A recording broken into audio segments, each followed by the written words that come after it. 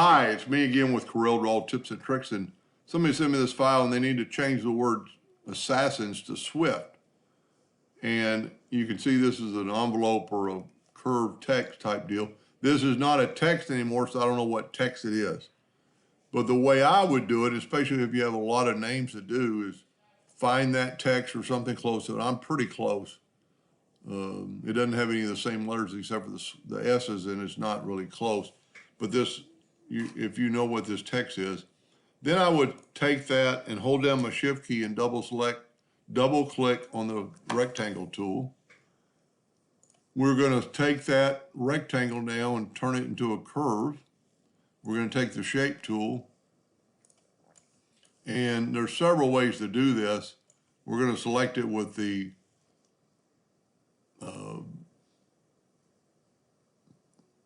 shape tool. I'm going to convert it to a curve, and now you get symmetrical.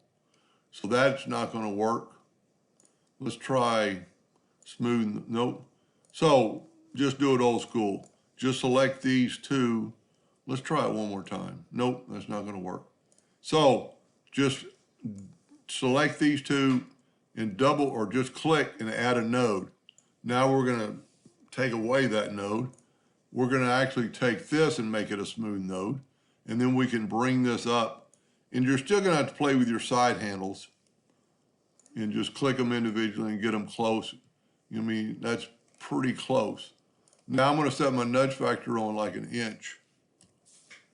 I'm going to take my rectangle and nudge it up, or nudge it up an inch. I'm going to take the word assassin and just move it over. Then I'm going to take my envelope form and put it back. Now this time I'm going to select the word. I'm going to go up to Effects and go to Envelope Tool. Go right here to create an envelope form and put it in this. And you see it automatically made the Swift a little bit bigger, and it goes across the whole shirt.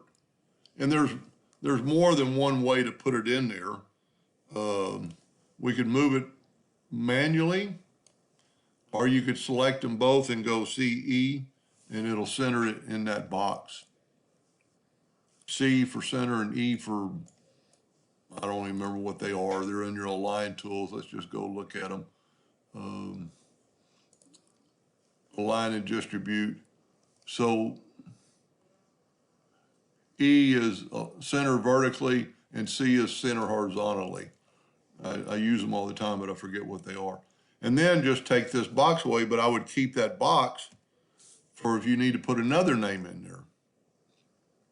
So it's got the same, it's going to look totally different because the assassin is such a longer word and is going to always look better, but the Swift does have that curve.